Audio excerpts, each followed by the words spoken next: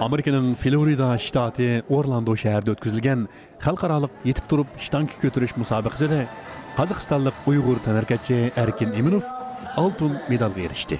Erkin Eminov bu navbatlik müsabiqədə 56 kilogramlıqlar boyunca müsabiqəyə düşkən. O 120 kilogram ağırlıqdakı ştankini götürüb, muşu tur boyunca müsabiqəyə düşkən 13 mayırını yengen.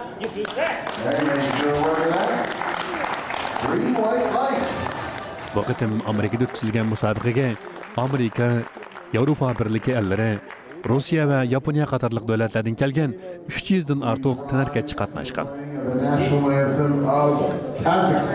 Şu vaxtda da bayraq çıxanda, şu vaxtda da oylab, bizniki Uyğurlarınki bayraqlımı çıxsa болады, şundaq, yaxşı болады də oylab, şundaq.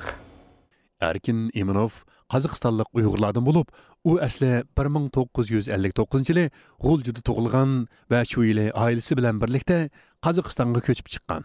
Onun balalıq və yaşlıq hayatı Almatı'nın Sultan Qo'rg'on mahallesida o'tgan. Erkin Eminov əsli kasbiy çelişçi. O Qazaxstanda o'tkazilgan bir qitimliq chelishish musobaqasida yaralanib, septin chekinishga və 8 ay doktorxonada yetib davolanishga majbur bo'lgan. Baxtga qarshi u yana shu qitimliq hodisada bir bo'rikidan ayrilgan. O ayni chaqda emdili texi 22 yoshda edi. Shu vaqtda börek niyet qilgan vaqtida keyin men o'yladim, men badaq yatsam, bu harakat qilsam kimga kerak men? Shuning uchun men keyin o'yladim, men o'zimni dasturmanda. Doktorlar onunğa 5 kilogramdan artıq narsani ko'tarmaslik haqida ogohlantirish bergan.